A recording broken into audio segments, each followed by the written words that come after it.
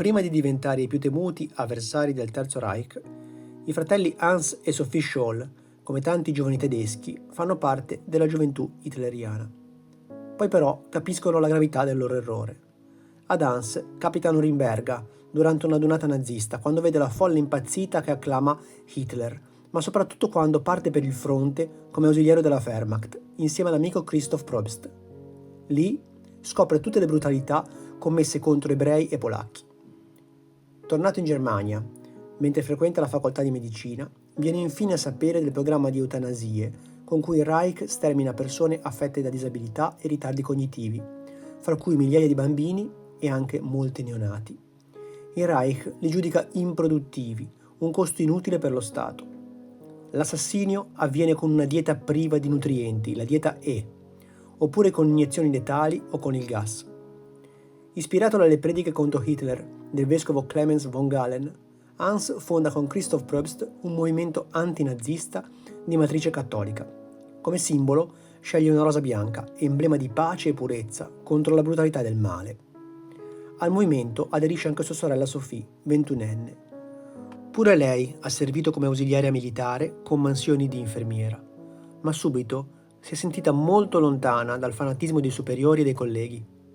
All'università Sophie studia filosofia e biologia, ama la pittura, i libri e l'arte.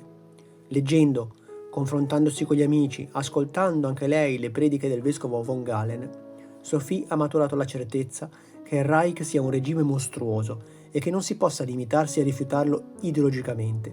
Bisogna provare a fermarlo. I ragazzi della Rosa Bianca si procurano carta, inchiostro, una macchina da scrivere e un ciclostile, tutti macchinari vietati. Nascosti dietro l'organo di una chiesa, stampano 5 volantini contro il regime e li mandano alle varie residenze di Hitler. Poi ne producono altri e li spediscono a intellettuali e professori, li lasciano in locali pubblici, li lanciano dai tram di notte per risvegliare le coscienze sopite dei tedeschi. Ogni parola di Hitler è una bugia, la sua bocca è come l'ingresso fetido dell'inferno. Fate resistenza passiva, resistenza ovunque vi troviate. Impedite che questa macchina da guerra continui a funzionare, prima che le città diventino un cumulo di macerie. Poi l'azione della Rosa Bianca sale di tono. Nel 1943 i volantini portano già la firma di Movimento di Resistenza in Germania. Hans, Sophie e compagni scrivono slogan contro Hitler anche sui cancelli universitari. La mattina del 18 febbraio 1943 distribuiscono la 6ª serie di volantini all'Università di Monaco e Sophie sale persino in cima alle scale, nell'atrio dell'università, per lanciare sugli studenti i volantini che le sono rimasti in mano. Ma un bidello la riconosce, chiude le porte e chiama la Gestapo. Sophie viene arrestata insieme ad Hans. Christoph Probst è catturato pochi giorni dopo a Innsbruck. Considerata la più debole del gruppo, Sophie viene torturata affinché riveli tutti i nomi dei complici. Lei resiste, rivendica la sua scelta e dice che il nazismo ha disonorato la Germania. Allora le spaccano una gamba, le promettono salvezza se accuserà il fratello. Ma lei risponde: non tradirò mai Hans e i miei principi, non accetterò alcun accordo. Dopo 4 giorni di torture, persino gli aguzzini si arrendono. Piegare i fratelli Scholl è impossibile. Un tribunale speciale, dopo sole 5 ore di processo in cui agli imputati è stato negato anche il diritto di difesa, li condanna tutti a morte. La pena va eseguita subito, per decapitazione. Sophie va incontro alla fine senza una lacrima, così fiera e composta da turbare persino il boia. Christoph Probst muore per secondo, Hans per ultimo.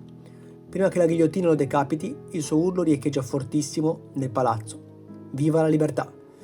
I fratelli Scholl e Christoph Probst oggi riposano l'uno accanto all'altro nel cimitero di Monaco. Le croci di Sophie e Hans sono unite da un solo lungo braccio orizzontale, a ricordare un legame indissolubile. Dopo di loro saranno catturati e condannati a morte altri 15 membri del gruppo. Per ricordare la tenacia della Rosa Bianca, possiamo usare le parole che Sophie lasciò in eredità come testamento ai genitori, incontrati pochi minuti prima dell'esecuzione. Come possiamo aspettarci che la giustizia prevalga quando non c'è quasi nessuno disposto a dare se stesso per una giusta causa? È una giornata di sole così bella e io devo andare, ma che importa la mia morte se attraverso di noi migliaia di persone sono risvegliate? La storia di Hans e Sophie Scholl è uno degli eventi inclusi nel mio libro Come fiori che rompono l'asfalto, pubblicato da Rizzoli e disponibile in qualsiasi libreria fisica oppure online.